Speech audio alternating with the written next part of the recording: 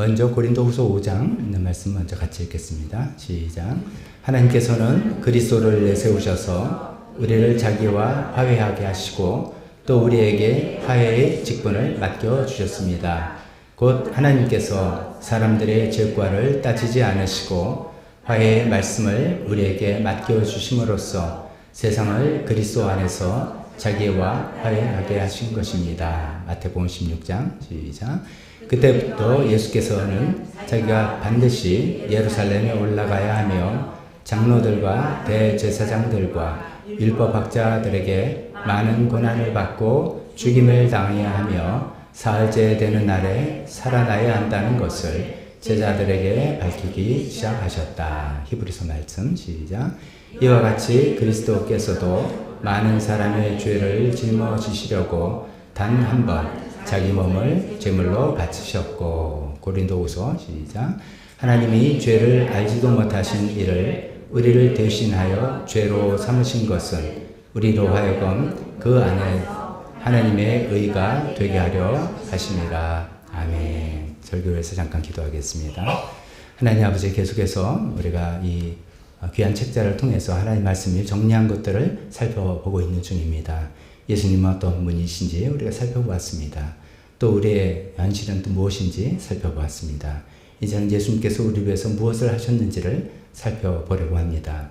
하나님, 성령님께서 이 시간에 저희 각자 마음에 역사하시고 활동하셔서 하나님 지식으로 먼저 잘 이해할 수 있게 도와주시고, 지식에 의해서 끝나는 것이 아니라 우리 삶이 바뀌는 우리의 진리가 될 수 있게 도와주셨길 원합니다. 하나님께서 말씀하실 때 우리는 듣고 끝나지 아니하고 하나님께서 바라시는 올바른 반응을 하는 우리 모두가 되게 도와주시옵소서. 예수님의 이름으로 기도했습니다. 아멘. 자리에 앉으시기 바랍니다. 저희가 계속 이제 존 스타트 목사님이란 분이 쓰신 기독교의 기본 진리라는 책자를 통해서 성경의 가장 기본적이고 핵심적인 내용들을 쭉 살펴보고 있는 중입니다. 오늘은 이제 여덟 번째 시간이 되었습니다. 이게 이제 쭉 시리즈로 진행되기 때문에 혹시 못 들으신 분들은 교회 홈페이지나 그 유튜브 채널 통해서 그 전의 내용들을 좀 한 번씩 좀 짬을 내셔서 들으시면 더 이해가 훨씬 더 좋을 것 같습니다. 지난주에 우리가 죄가 대체 왜 이렇게 심각한가, 죄의 결과에 대해서 죄의 결과 뭔가 라는 것에서 세 가지로 살펴보았습니다. 그 첫 번째는 하나님으로부터 단절이 된다. 그것을 성경에서는 죽음이라고 표현하더라. 근데 이게 죽음이 그냥 육체의 죽음 그것만이 아니라 자신의 영의 죽음을 먼저 이야기하는 것이었다. 이것을 우리 실제로 삶을 느낄 때는 모든 일이 잘 되고 평안하다가도 우리의 정말 공허함이 우리를 찾아오기도 하고 불안함이 찾아오는 것들이 그런 증거이기도 하다. 그런 말씀을 드렸습니다. 죄의 두 번째 결과는 자기에게 속박이 되어서 우리가 죄의 종이 되더라 라는 말씀을 살펴봤습니다. 내가 죄를 짓는 거라고 생각했지만 주도권이 내가 있는 게 아니라 죄가 나를 이끌어가는 그런 어쩔 수 없는 그런 모습들을 우리가 종종 발견하는 것이 바로 그런 것이라고 말씀드렸습니다. 세 번째 죄의 결과는 다른 사람들과 갈등이 일어나고 다툼이 일어나는 것들, 이런 것이라고 말씀드렸습니다. 죄의 결과를 이렇게 세 가지 우리가 정리했다면, 죄를 우리가 이제 하나님께서 우리를 구원하셨다라고 할 때, 물론 이제 죽어서 천국 가는 것도 물론 구원이지만, 그런 죄의 결과로부터 우리를 이끌어내신 게 구원이기 때문에 그 구원은 이 세 가지를 하나하나 해결해 나가시는 것이 되겠죠. 그래서 그걸 또 이제 그 결과와 빗대서 살펴보면 이런 것이죠. 첫 번째, 하나님으로부터 단절된 그 관계를 회복하는 것이 구원이시죠. 근데 이제 하나님과 우리 관계를 회복하는 데 있어서 그냥 회복하자 되는 게 아니라 죄라는 것이 가로막혀 있고 그 죄는 반드시 대가를 치러야 되는 것이 있기 때문에 그것을 예수님께서 대신 그 대가를 치르셨다라는 것이 성경의 또 복음의 중요한 내용이죠. 그걸 통해서 죄 용서를 하나님께서 해주시고 관계를 다시 회복하시고 또 그걸 위해서 예수님이 십자가에 돌아가셨다. 이것이 첫 번째 구원이라고 볼 수 있겠습니다. 두 번째, 우리가 죄의 종노릇하게 돼 있는데 이제 하나님께서 우리를 구원하셨다는 것은 더 이상 죄의 종노릇하지 않게 된다는 것이죠. 우리가 여전히 죄를 짓지만 지난번에 영어 표현으로 말씀드린 것처럼 unable not to sin 였는데 죄를 안 지을 수 없는 상황에서 able not to sin, 죄를 안 지을 수도 있는 그런 힘을, 능력을 하나님께서 우리에게 주셨다. 그것이 어떻게 가능하냐? 우리의 힘으로는 안 되는데, 죄의 종이라고 그랬는데 우리가 성령으로 거듭날 때 가능하다. 이제 거듭나서 새로운 사람이 되고 완전히 새로운 성품을 갖게 되고 그때 성령님께서 우리 안에서 계속 우리를 도와주심으로써 죄를 지었지 않을 수 있는 점점 그 능력과 힘을 키워나가게 해주시는 것이 두 번째 구원이라고 말씀드리겠습니다. 세 번째 마지막에 이제 다른 사람들과 갈등과 싸움 이런 것은 계속해서 우리가 성령의 도움으로 자기를 부인하고 서로를 용서하고 용납하고 긍휼히 여기고 화평을 이뤄나가는 이런 것들을 이제 해나가는 거 아니겠습니까? 또 그걸 위해서 하나님께서는 교회를 세워주시고 1차적으로 교회 안에서 연습해봐라 라고 해나가시는 그런 것이죠. 그렇게 이제 큰 아웃라인을 가져보면서 앞으로 이제 두 번째, 세 번째는 차차 말씀드리고 오늘은 첫 번째 부분을 말씀드리려고 합니다. 이제 넘어가기 전에 그 이제 1, 2, 3이라고 생각하고 죄의 결과가 하나님과의 단절, 죄의 종, 그 다음에 다른 분의 갈등, 또 구원도 이렇게 있다면은 이 구원이 이제 세 가지로 오는 것들을 우리가 이렇게 이해해 볼 수가 있겠습니다. 첫 번째, 하나님과 관계 회복, 죄를 용서받고 관계 회복되는 것은 즉각적으로 일어나는 것이죠. 우리가 예수님을 믿을 때 즉각적으로 일어나는 그런 일입니다. 근데 두 번째, 세 번째, 죄의 종으로부터 자유함을 받고 다른 사람들과 갈등 관계에서 평화를 누려나가는 것들은 어쩌면 서서히, 즉각적으로 내가 어느 날 딱 죄의 종이 더 이상 아니야 이렇게 안 되잖아요. 서서히 진행되는 그런 것이라고 우리가 경험할 수 있겠습니다. 그래서 이제 그것을 성경 말씀을 잘 이해해서 이렇게 표현합니다. 하나님과 관계가 회복이 된 것을 받은 구원, 과거형으로 과거에 그런 일이 일어났다. 그래서 받은 구원 혹은 영의 구원 이렇게 표현하기도 하고요. 두 번째, 죄의 종에서 벗어나고 사람들과 관계를 회복하는 것을 받는 구원, 현재형으로 더 정확히 현재 진행형으로 계속해서 우리가 우리 마음과 생각과 의지가 습관이 바뀌어나가고 가치관이 바뀌어나가면서 이루어져 나가는 빌립보서 2장의 말씀처럼 두렵고 떨리는 마음으로 너희 구원을 이루어가라는 그런 내용으로 우리가 이해하시면 좋겠습니다. 오늘은 이제 첫 번째 하나님과 관계가 회복이 된 것에 대해서 말씀을 나누려고 합니다. 근데 오늘 제목을 제가 이렇게 잡았습니다. 책에는 예수님의 구원 이렇게 써 있는데 우리 좀 더 이해하기 좋게 해서 왜 십자가인가 이렇게 저는 오늘 설교 제목을 잡아봤습니다. 왜냐면 우리가 교회에 오면 딱 교회의 상징이 딱 십자가이잖아요. 그래서 이제 거기에 대해서부터 이것이 왜 그런가 어떤 의미를 갖고 있는가 이렇게 설명을 해보려고 합니다. 기독교뿐만 아니라 모든 종교나 이데올로기에는 자기네 어떤 신념을 특징을 짓는 어떤 가시적인 상징물들을 사용합니다. 나치의 어떤 그 상징물들 우리가 다 기억하죠. 이제 그거가 비슷한 게 이제 불교의 만자죠. 불교 만자 이렇게 써 있는 그런 건데 불교 왜 그런 만자를 쓸까? 이게 이제 석가모니 이제 이거는 이제 그렇다 하더랍니다. 석가모니 가슴에 나타난 이제 설명에 의해서 저도 찾아보고 말씀드린 겁니다. 석가모니 가슴에 나타난 길상, 아주 길하고 좋은 상스러운 조짐 뭐 이런 거죠. 길상이 이제 만자가 쓰여져 있었다 그래요. 그래서 이게 부처의 공덕, 윤회, 성덕의 상징이다. 그래서 이제 불교에서는 그 만자를 이렇게 불교의 상징으로 쓰고 있습니다. 우리 기독교 상징은 당연히 뒤에 있는 십자가이죠. 십자가가 이제 기독교 상징인데 그 십자가가 의미하는 바를 우리가 정확히 오늘 이해하면서 또 살펴보자는 것이 취지입니다. 좀 쉽게 이제 이야기하기 위해서 우리 가끔 이제 성당이나 천주교원에 가보면 성당에서 세우는 또 천주교인들이 들고 있는 십자가와 우리의 십자가가 좀 다른 거 여러분들 차이를 아실 겁니다. 천주교에서 그 사용한 십자가는 거기 예수님의 고난받는 상이 달려 있죠. 그래서 그분들이 이제 그거를 표현해서 십자고상이라고 합니다. 고난받는 상. 십자고상 그렇게 정확히 말하면 그렇게 말씀할 수 있습니다. 천주교에서는 이제 십자가에 못 박힌 예수님을 더 강조하고 그래서 예수님의 고난을 통해서 우리가 구원을 받았다는 것을 더 이제 부각시키려는 그 취지라고 생각합니다.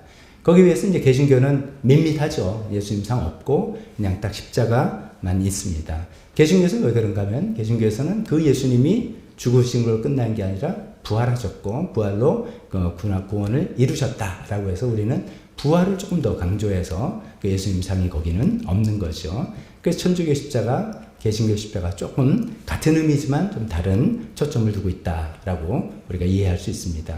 저는 개인적으로 다 이제 크게 말하면 다 기독교이니까 그 안에서 서로의 강조점을 다 서로 존중했으면 좋겠다. 그리고 서로 좀 이렇게 보완했으면 좋겠다는 생각도 있습니다.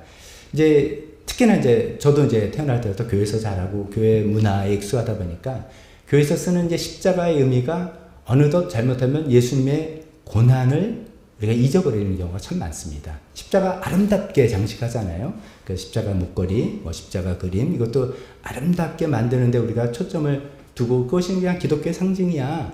기독교 교회는 당연히 십자가 있어야지, 그래야지, 이렇게 생각하다 보니까 실제로 그 안에 담긴 예수님의 처절한 고난, 오늘 우리가 첫 찬송도 그 참혹한 십자가에 주 달려 가실 때라고 했잖아요. 그것을 우리가 잊어버리기가 쉽습니다. 그래서 오히려 우리는, 개신교인 우리들은 십자고상의 의미, 십자가에서 고통을 당하시는, 고난당하신 예수님의 그 의미를 잊지 않으려고 더 애를 써야 될 필요가 있을지도 모르겠습니다. 기독교가, 십자가가 기독교의 상징물이 되었다고 하는데, 그래서 이제 너무나 우리가 익숙한데요. 사실은 곰곰이 생각해보면, 십자가는 기독교의 상징물이 되긴 정말 쉽지 않은 그런 조건을, 그렇지 않은 거였어요. 왜냐면, 그건 끔찍한 사형 도구였잖아요. 마치 우리가 어떤 종교를 기리기 위해서 교수형 교수 때를 이게 우리 종교다 뭐 하는 것처럼 이상하다 할 거 아니에요. 그런 것처럼 십자가 처음부터 기독교를 상징하는 상징물은 아니었어요. 오히려 초창기에는 여러분들 아시죠? 물고기 그림, 그렇죠? 그거는 익투스라고 하는 라틴어로 사실 뜻은 이제 그 예수 그리스도 하나님의 아들 구세주라는 곳에 이제 앞자만 따서 하니까 그게 물고기 뜻이 되고 그걸 사관해서 서로 핍박받는 시절에 내가 크리스찬이라는 것을 서로 알리기 위해서 암호처럼 물고기 그림을 긋거나 물고기 표시를 할 때 예수 믿는 사람이구나 이렇게 하는 그런 표시였습니다. 그렇게도 이제 쓰기도 했고 또 성경에서 기독교에서 말하는 많은 좋은 아름다운 가치들 있잖아요. 사랑, 평화 뭐 그런 걸 상징해서 비둘기를 할 수도 있었고 올리브나무를 할 수도 있고 여러 가지 썼는데 왜 결국 십자가가 됐느냐 이것이죠. 사형형들, 끔찍한 사형형들 일반적으로 생각할 때는 그거는 좀 사람들이 별로 안 좋아할 거야. 이렇게 해서 좀 보편적으로 사람들이 다가가기 좋은 다른 상징물들도 있었을 텐데 왜 결국 십자가가 기독교의 상징물이 됐을까? 이것을 우리가 생각해 보려고 합니다. 결론을 먼저 말씀드리면 이렇습니다. 십자가는 하나님께서 하신 가장 위대한 일이고 또 십자가는 인간에게 주어진 가장 큰 은혜를 상정하고 보여주는 것이기 때문입니다. 그래서 이제 우리가 구약 성경서부터 십자가 이런 표현은 없지만 십자가의 그 암시와 그 정신이 처음부터 만면히 흐르고 있는 것들을 볼 수 있습니다. 간단하게만 이제 몇 가지 말씀드리면 구약 시대에 이런 일이 있었죠. 유대인들은 동물을 잡아서 제사를 드리는 희생제물을 잡고 제사 드리는 것을 굉장히 중요하게 여겼습니다. 그래서 우리한테는 지금 우리는 이제 동물 희생제사를 이제 예수님이 희생제사 이후로 드리지 않는 우리 시대에 살고 있지만 유대인들은 그랬잖아요. 적어도 예루살렘 성전이 70년, 주 70년에 파괴되기 전까지만 해도 굉장히 그것을 중요하게 여겼다는 것입니다. 근데 이제 그 희생제물이라는 게 결국 뭡니까? 죄는 내가 졌는데 이 동물이 죽으면서 동물이 내 대신에 죄값을 치른다. 이런 시스템이잖아요. 이게 이제 일반적인 정의 개념하고는 안 맞죠. 일반 공정, 정의하면은 죄를 지은 사람이 책임을 진다. 이게 맞는데 죄는 내가 졌는데 이 동물에게 전가해서 동물이 죽음으로써 하나님이 용서를 해주시고 하나님 관계가 회복된다. 이것을 하나님께서 유대인들에게 처음부터 수백 년, 수천 년부터 계속 가르치시고 그것에 유대인들 딸딸딸딸 머리에 암기가 되어 있었던 그런 것이죠. 그것이 이제 십자가의 희생이라는 것에 대한 어떤 암시가 그때부터 있었던 겁니다. 또 한편으로는 그 이제 희생 제사가 있고 제사 제도가 있고 또 한편으로는 구약 시대 많은 선지자들이 이제 활동해서 하나님의 뜻을 대신 전해하셨는데 그 선지자들의 말들을 보면은 이제 너네들이 하나님의 말씀을 안 듣냐 그러면 혼난다 이런 얘기가 많이 나오면서 사람이 우리도 그렇잖아요. 누구 이제 애들 자녀들 이렇게 하다 답답하다 보면은 아이고 결국 내가 죽어야지 이렇게 내가 죽어야지 네가 정신 차리지 이런 식으로 이제 극단적으로 가는 것처럼 결국 하다가 안 되겠다. 누구 한 사람이 이 모든 것을 대신해서 고난당하고 죽으실 거다. 이런 얘기를 한단 말이죠.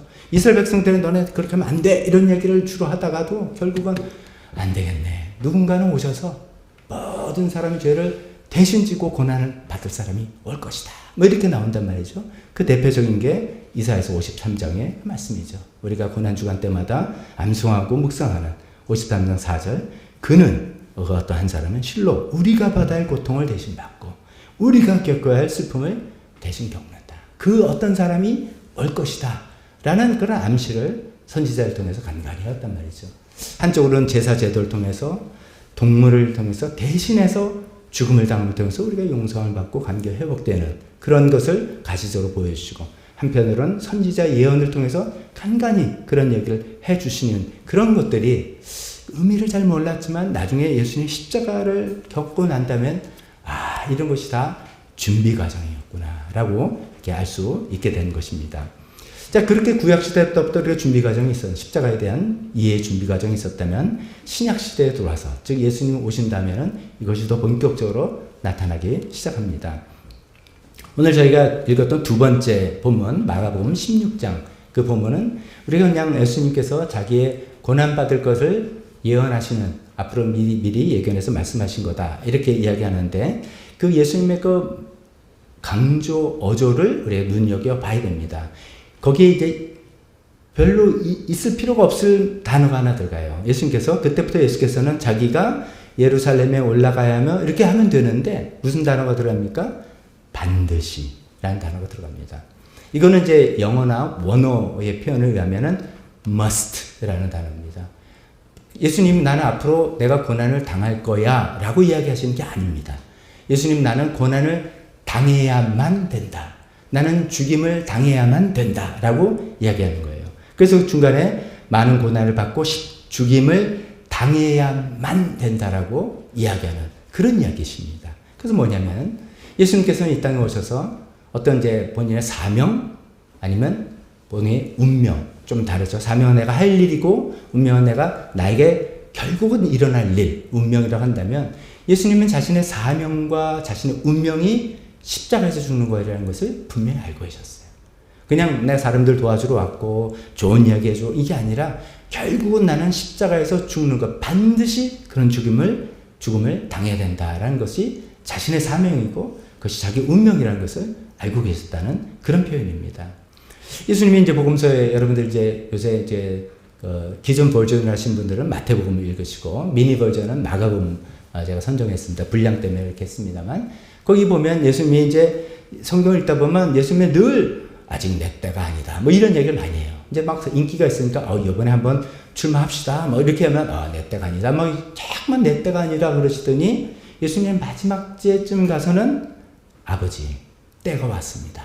라고 이야기한단 말이죠. 요한복음 17장에 그런 얘기인데 언젠가 이제 그 다음날 체포돼서 십자가 달려 돌아가실 때가 오자 예수님께서는 드디어 내 때가 왔다. 그 뭡니까?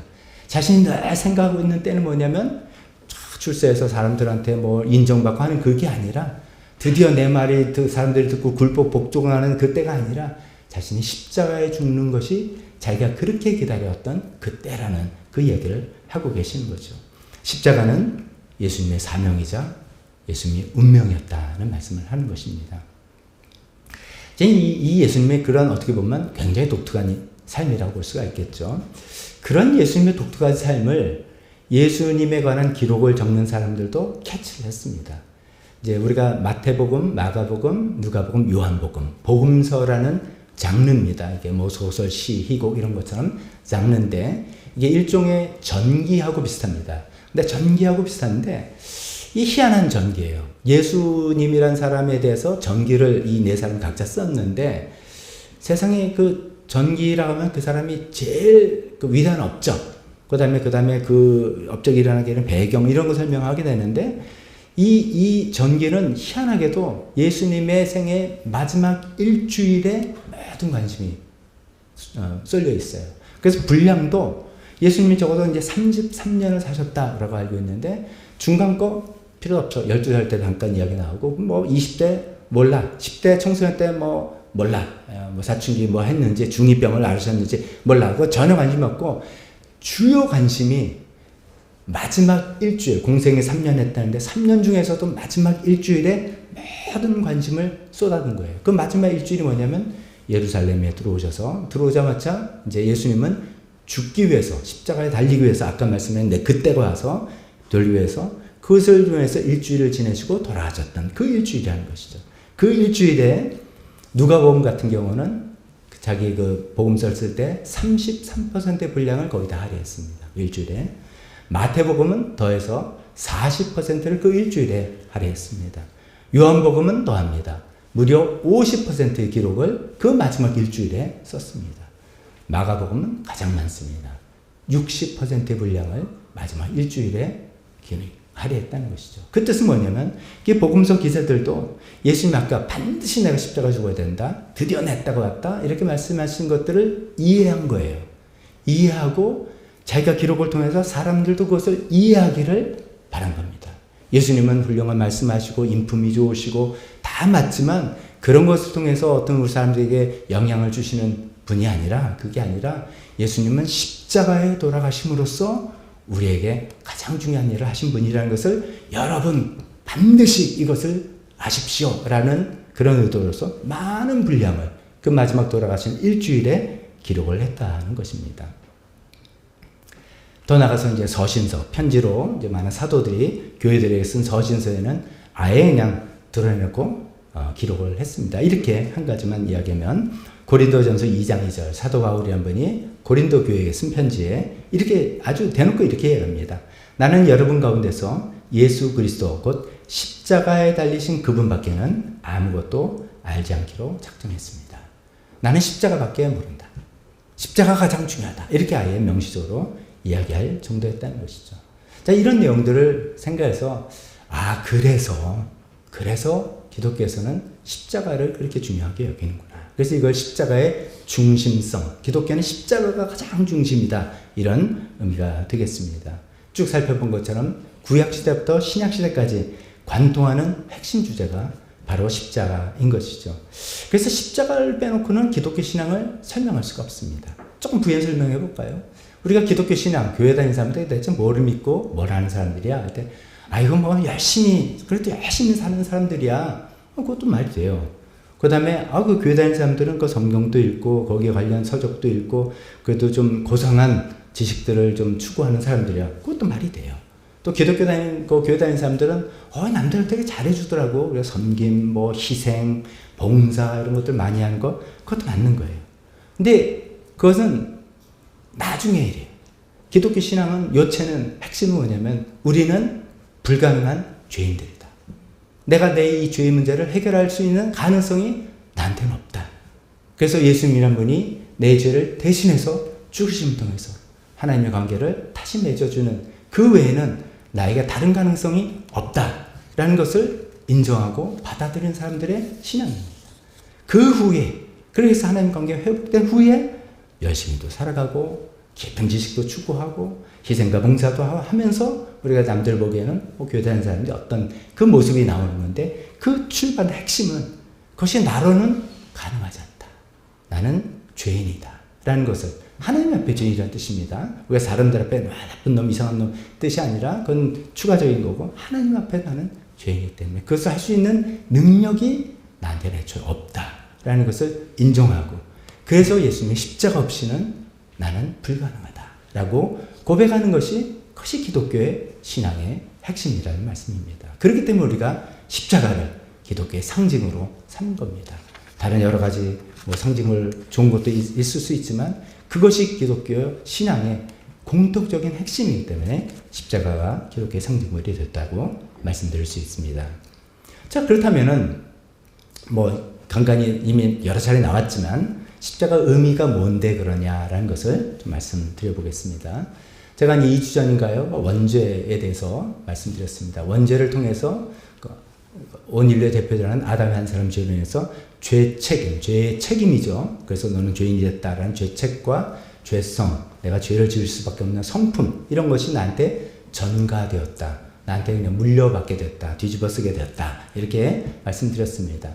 그때 이것이 내 책임이 아닌데 왜 저 사람 잘못으로 나한테 이렇게 전가될까? 억울하다. 이렇게 생각을 할 수 있겠지만, 우리에게 전가된 것은 원죄의 죄책과 죄성뿐만이 아니라 예수님의 십자가의 은혜도 나에게 전가된다는 그 기쁜 소식이 있다라는 말씀을 드렸습니다. 오늘은 그것이 무엇이 나한테 전가되었는가 이런 것들을 살펴보는 시간입니다.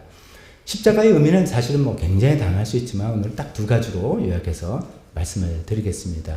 십자가의 의미 첫 번째는 여러 차례 반복해서 여러분 귀에 이제 못이 박히기도 했습니다만 죄를 대신함입니다. 십자가다 그러면 죄를 대신해서 날 위해서 죽으셨다. 이런 이야기가 첫 번째 의미가 되겠습니다. 구약 성경은 어떻게 보면은 예수님의 아까 말씀드린 십자가의 의미를 설명하기 위해서 많은 밑그림을 그려놓고 있는 책이기도 합니다. 구약에 이제 여러 가지 제사와 제도와 규례와 이런 것들이 있는데 그 중에 이제 속죄일이라는 날이 있습니다. 속죄일. 그것은 이제 개개인이 잘못했을 때 개개인이 하나님께 가서 제사를 드리면서 용서를 받고 관계를 회복하는데 이 속죄일은 어쩌면 국경일이에요. 모든 이스라엘 전체의 죄를 우리 한꺼번에 대표로 해서 속죄함을 받자라고 하는 그런 날입니다. 이 속죄일에 이제 하나님 이제 어떻게 하라고 가르쳐 주셨냐면은 순염소 2마리를 택해라. 여기서 이제 그 성경시대 염소나 양이나 큰 차이가 없습니다. 그거라고 생각하면 됩니다. 근데 순염소 2마리를 취해서 한 마리는 이제 성전에서 잡아서 죽여서 희생 제사를 드리고 그러면 끝나는 거 아닌데 그 두 번째 이 마리가 굉장히 특별한 행동을 하라는 것입니다. 그 두 번째 순염소 머리 위에 대제사장이 두 손을 얹고 왜 두 손을 얹냐? 우리가 보통 이제 안수한다는데 뭔가가 전달되는 느낌이잖아요. 그래서 하나님의 능력이 어떤 안수자를 통해서 전달되고 이런 거 기대하는 것처럼 안수를 해서 뭘 하냐면 이스라엘이 저지른 온갖 악행과 온갖 반역행위와 온갖 죄를 자백하면서 그 모든 죄를 그 순염소에게 전가시키는 거죠. 순염소 머리에 뒤집어 씌운다는 거죠. 그런 다음에 그러면 한 사람이 그 이제 제사장이 그 일하고 그럼 기다리고 있던 다른 사람이 그 죄를 전가받은 순염소를 데리고 어딜 가냐? 황무지로 가는 거예요. 저 멀리 광야로 가서 사람이 살지 않고 사람들이 도무지 돌아올 수 없는 그 황야로 가서 거기서 버리고 온다는 거죠. 제가 몇 번 우스갯소리를 그 얘기했죠. 버리고 왔는데 그 염소가 매 하고 돌아오면 큰일 나는 거예요. 우리가 여기서 제사 드려서 우리 죄가 속죄함 받았다 라고 생각하고서 그 상징적으로 버리고 왔는데 얘가 다시 돌아오면 용서받은 게 아니네 이렇게 되는 거죠. 그러니까 절대로 돌아올 수 없는 것에 산짐승에 들짐승에 잡혀 멀리 가서 우리 죄가 정말로 멀리 사라졌다는 것을 보여주는 가시적인 어떤 장치인 것이죠. 근데 거기에서 제사장이 모든 이스라엘 백성의 모든 죄를 그 위에 얹어서 전가해서 그를 광야에 버렸다. 그렇게 하라고 이제 하나님이 알려주셨어요. 그래서 이스라엘 백성들이 몇백 년 동안 2000년 동안 그 일을 쭉 했어요. 그 다음에 드디어 이제 예수님께서 이제 등장하셨습니다. 예수님 등장할 때 예수님 전에 예수님을 소개하는 선구자로서 요한이라는 사람이 활동했었습니까? 그 침례 요한, 우리는 침례 요한을 부르고 또 세례 요한이라고도 알려진 그 요한이 그 예수님을 이제 알아보고 소개를 하는데 이렇게 소개를 합니다. 요한복음 1장 29절에 보시오, 세상 죄를 지고 가는 하나님의 어린 양입니다. 이렇게 소개했어요. 이게 웬 생뚱맞은 말입니까? 사람인데 하나님의 훌륭한 선지자입니다. 라든지 하나님의 일을 이루실 메시아입니다. 라든지 그렇게 이야기하는 게 어쩌면 합당할 것 같은데 세상 죄를 지고 가는 하나님의 어린 양입니다. 이것은 우리가 좀 전에 읽은 속죄일의 그 성경 말씀, 그 행동을 아는 사람이 알아듣는 말입니다. 그때 요한이 하는 말은 그런 것이죠. 오래전에 하나님께서 우리 조상들에게 가르쳐서 속죄일에 하라고 했던 그 순염소를 기억하십니까? 우리 모든 온갖 이스라엘 자손의 온갖 죄를 짊어지고 황무지로 가서 결국 죽음으로 갔던 그 염소를 기억하십니까? 여기 그분이 왔다. 그래서 모든 세상 죄를 지고 죽음의 길로 가는 하나님의 어린 양으로서의 역할을 하신 그분이 왔다라고 설명을 하고 있는 것입니다. 근데 이제 거기서 더 나가서 이스라엘 유대인들은 계속 동물을 가지고 희생제물을 삼았는데 소, 염소, 양 같은 동물로 가지고서 죽여서 희생제물을 삼았는데 여기서부터 하나님께서 그 방법을 달리하신 거죠. 예수님께서는 자기 자신을 희생제물로 들으셨다는 거죠. 그래서 그것이 우리가 세 번째 읽은 히브리서 9장 말씀입니다. 이와 같이 그리스도께서도 많은 사람의 죄를 짊어지려고 단 한 번 자기 몸을 제물로 바치셨다. 우리가 다른 사람의 죄를 대신하기 위해서 여러 가지 벌금형이라면 큰 돈으로 벌금을 낼 수도 있고 대신 징역을 살 수도 있고 여러 가지 할 수 있는데 예수님께서 하시는 것은, 또 하나님께서 말하시는 것은 자기 몸을 그 희생 제물로 바치는 것, 이런 것이라는 거죠. 그래서 십자가에서 죽으신 것은 그냥 죽으셨다가 아니라 십자가에서 희생 제물로 바치셨다라고 이해할 수 있는 것입니다. 자, 이래서 이렇게 생각해 보면 십자가의 첫 번째 의미는 죄를 대신해서 예수님이 대신 희생 제물에서 돌아가셨구나, 그런 의미를, 구약시대부터 죄를 전가해서 순념절을 광야로 죽음의 사지를 몰더니 그 일을 하러 오신 분이라고 침례요한은 소개하더니 정말 예수님께서 십자가에서 죽으신 일이 자기 몸을 제물로 바친, 그래서 우리의 죽어야 될 우리 죄를 대신해서 죽으신 그 일이구나 라는 것을 우리에게 설명해 주고 있습니다. 두 번째 십자가 의미는 거기서 조금 비슷한데 조금 더 나은 이야기를 합니다. 예수님 자신이 죄가 되셨다, 이렇게 표현합니다. 예수님 자신이 죄가 되셨다. 즉 예수님이 죄를 대신해서 죽었다 하고 조금 다르게 예수님 자신이 죄가 되었다, 이런 뜻입니다. 마지막 고린도후서 5장 말씀, 제가 더 설명을 잘하기 위해서 개역개정 성경으로 인용했는데 이렇게 되어 있죠. 하나님이 죄를 알지도 못하신 이를, 우리 지난번에 예수님 죄 없으시다 다 여러 가지 살펴봤죠. 그런 분을 우리를 대신하여 죄로 삼으셨다, 이렇게 표현해요. 우리를 대신하여 죄로 삼으셨다. 영어 성경, NIV 성경은 우리가 더 쉽게 이해할 수 있게 이렇게 됐습니다. God made him who had no sin. who had no sin. 신이 없는 분을 God made him to be sin. 죄로 만드셨다 라는 것입니다. 이게 무슨 뜻인가, 이런 거 생각을 해보면 이렇습니다. 예를 들어서 우리가 어떤 사람의 잘못을 보니까 어떤 사람이 잘못해서 3년 징역형이 나왔어요. 이제 이게 현실적으로 불가능해요, 요즘 형법제도로는. 근데 내가 대신 징역살이 할게. 요즘 사법제도는 허락을 하지 않습니다만, 이제 예를 들어서 그런다. 그럼 징역은 안 되지만 저 사람이 5천만 원 벌금형이 나왔다. 5천만 원 내야 되는데 그건 내가 좀 내줄게. 이렇게 할 수 있잖아요. 그러니까 어떤 사람의 죄의 대가를 내가 대신 치러주는 것, 이런 거 생각해 볼 수 있습니다. 참 그런 거 할 때 참 훌륭하다. 자기는 잘못이 없는데, 또 가족이면 또 모르겠는데 생면부재 사람인데 저렇게 하는 거 보면 참 훌륭하다, 이렇게 생각할 수 있습니다. 근데 다른 사람의 죄를 대신 갚아주기 위해서 내 목숨을 내놓는다? 이거 가능할까요? 아니 돈은 내줄 수 있고 징역살이 몇 년 할 수 있는데 대신 내가 죽어줄게. 저 사람 사형을 받아서 내가 대신 죽어줄게.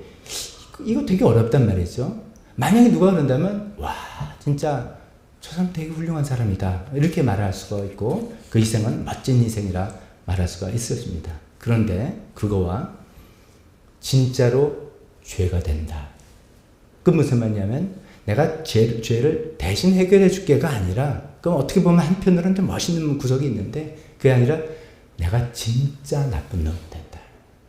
내가 죄를 진짜로 뒤집어 쓴다. 내가 진짜 몹쓸 인간이 되는 그런 거예요.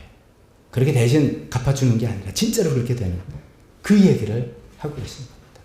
예수님은 우리 죄를 대신해서 죽어주신 것뿐만 아니라 예수님은 우리를 위해서 죄가 되셨다라고 이야기합니다. 그 죄가 되셨다는 것을 다른 성경에서는 조금 표현을 달리해서 저주가 되셨다라고 이야기합니다. 갈라디아서 3장 13절 본문으로 택하지는 않았습니다만 제가 읽어보면 이렇게 되어 있습니다.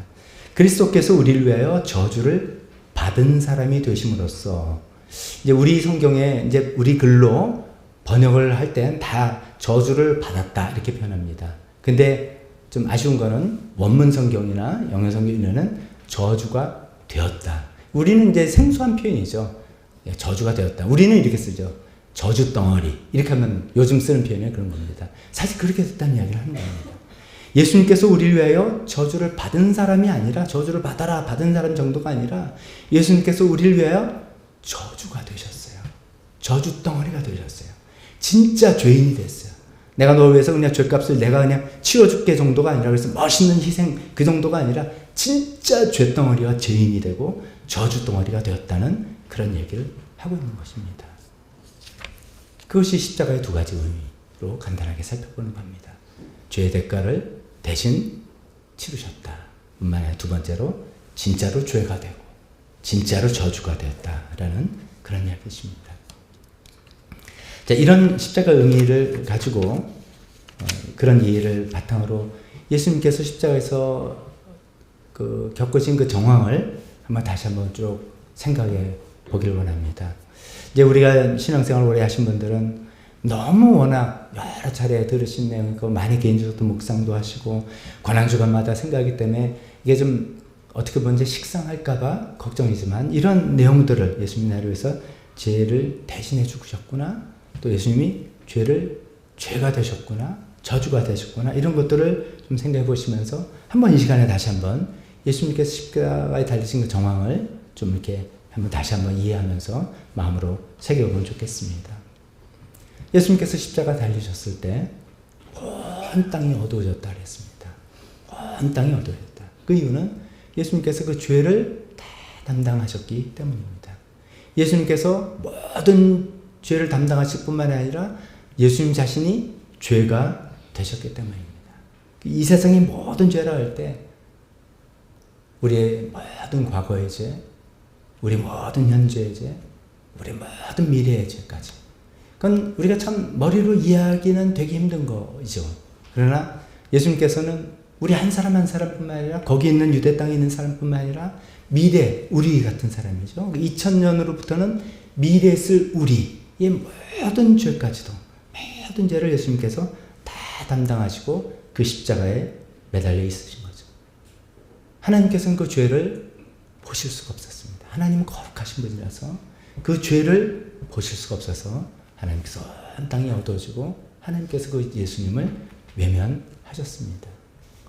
사실 그것이 예수님한테는 가장 힘든 시간이었죠. 전에도 말씀드렸죠.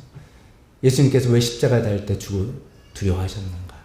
영의 죽음, 하나님과 관계가 단절되는 영의 죽음 때문에 그랬다는 거죠. 예수님께서는 이렇게 표현하셨어요. 창세전부터 내가 하나님 아버지와 같이 있었다. 우리가 상상이 좀 안 되는 것이죠. 그리고 예수님께서 활동하실 때 나는 일거수일투족을 하나님과 상의하고 하나님께서 하라는 일만 한다. 그만큼 더 친밀하게 교제하는 그런 예수님입니다. 근데 그 예수님께서 지금 저와 여러분들의 모든 죄를, 온 세상의 죄를 다 지시고서 십자가 달리신 그때는 하나님께서 그 예수님을 보실 수가 없었다는 거죠. 그래서 온 땅이 어두워지고 하나님께서 외면하시고 하나님이 아무런 위로의 말이나 아무런 격려의 말씀이나 아무런 지원의 말씀이나, 예를 들어서 아들아 조금만 참아라 뭐 이런 말 할 수 있잖아요.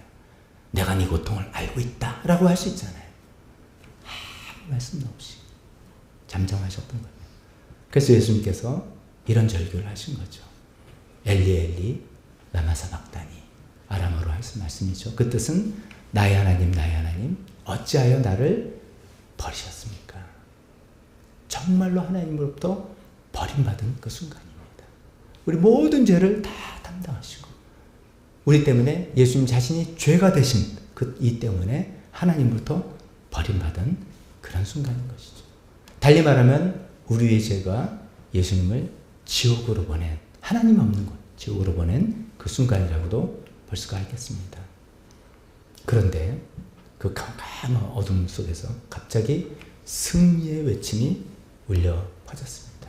예수님께서 마지막으로 하신 말씀, 다 이루었다. 다 이루었다. 아까 말씀드렸죠. 십자가가 예수님의 사명이자 운명이다 말씀드렸습니다. 그 사명이자 운명을 다 이루신 것이죠. 그래서 모든 사람 죄를 다 담당하시고 희생제물 되셔서 이제 하나님과 관계를 맺을 수 있고 저주를 다 받으셔서 우리에게 축복이 올 수 있는 그 일을 예수님께서 다 이루셨다고 외치셨고 그 다음에 운명하신 겁니다. 예수님께서 다 이루셨다는 것을 증명해 보이시는 듯이 예루살렘 성전에서는 놀라운 일이 생겼다고 성경은 기록하고 있습니다.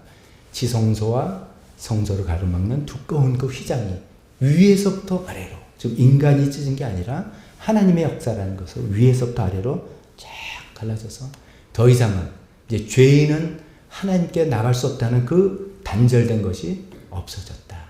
누구나 하나님께 나아갈 수 있다는, 누구나 천국길로 들어갈 수 있다는 것을 보여주는 그 놀라운 일이 일어났고, 그것을 더욱더 입증한 사건이 3일 후에 있었던 부활의 사건인 것이죠. 그런 의미에서 예수님께서 십자가를 다 완성하셨습니다. 이것이 십자가의 의미이고, 이것 때문에 십자가가 기독교에서 너무나 중요하고 가장 중요한 것이고,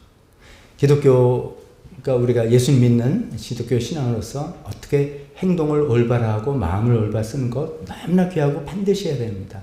사회를 어떤 책임을 지고 어떤 일을 기여하고 봉사하는 것 너무나 필요한 일입니다만, 그 전에 우리 각자가 이런 은혜로 내가 하나님과 관계가 회복된, 십자가 없이 나는 불가능한 사람이라는 것을 인정하는 것이 가장 중요한 것이기 때문에 기독교에서는 십자가가 상징물이 되었다는 말씀을 드리고 싶습니다.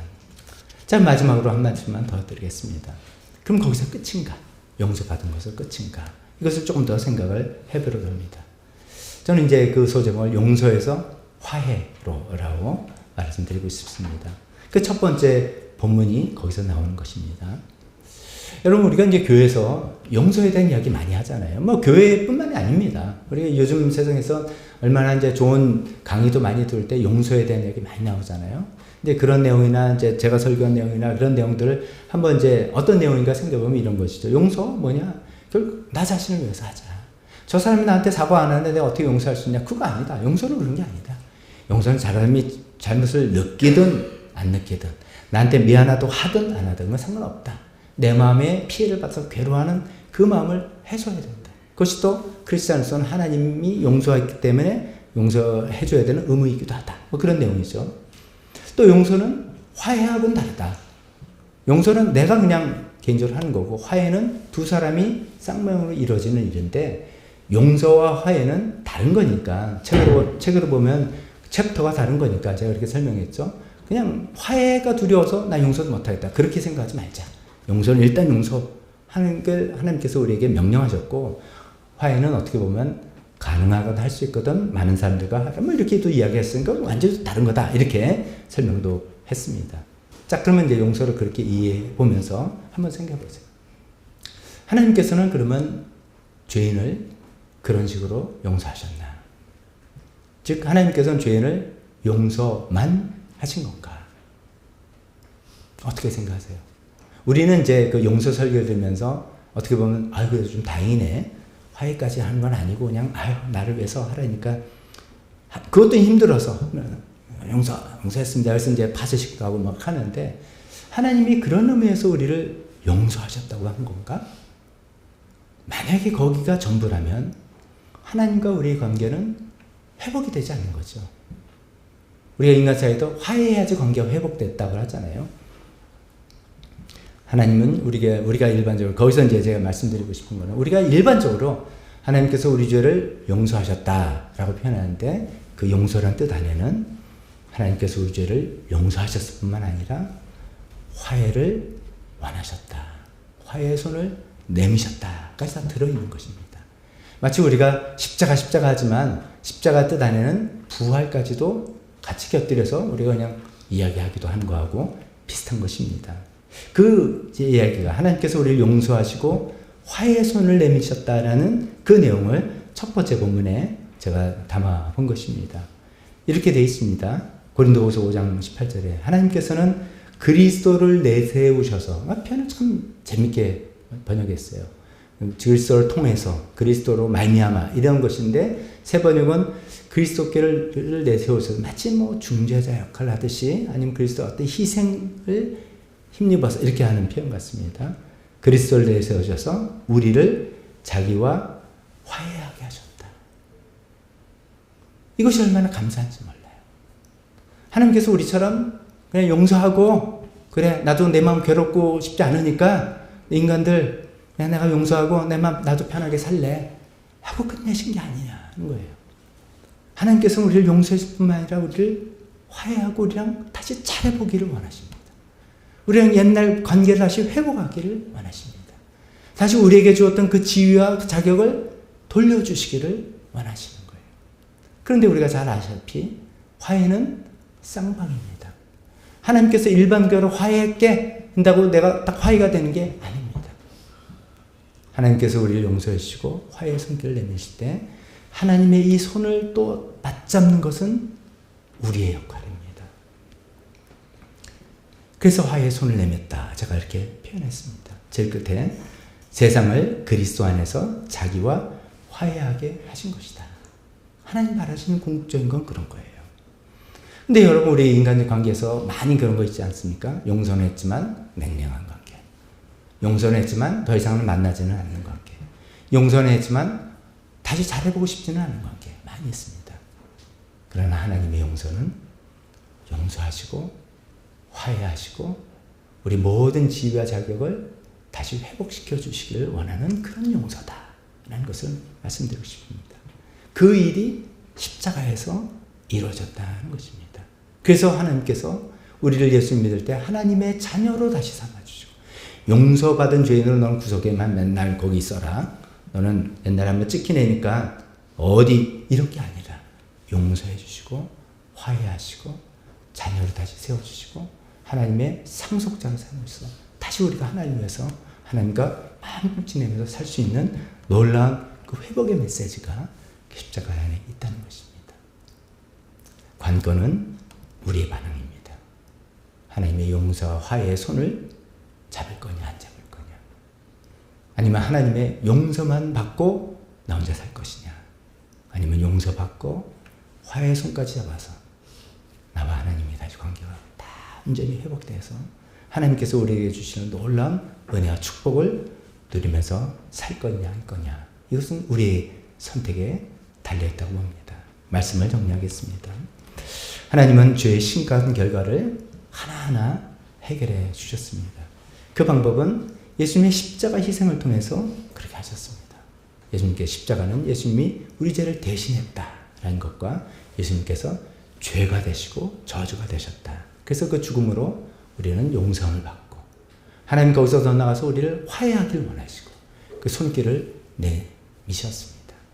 이제 우리 모두가 하나님의 손길을 잡고 하나님께 회개하고 그 손길 잡아서 자녀로 다시 회복이 되고 하나님 백성으로 다시 회복돼서 관계를 맺어가는 모두가 되시기를 주님의 이름으로 축원합니다.